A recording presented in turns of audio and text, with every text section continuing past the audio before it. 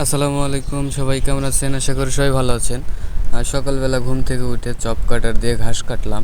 ঘাস কাটার পরে দেখেন কি সুন্দর হয়েছে। তো তারপরে গরুকে খাইতে দিলাম, খাইতে দিয়েছি। এখন খাওয়া প্রায় শেষ। তো একটু গরুর সাথে দুষ্টুমি করলাম। গরু খুবই ভদ্র এবং নম্র।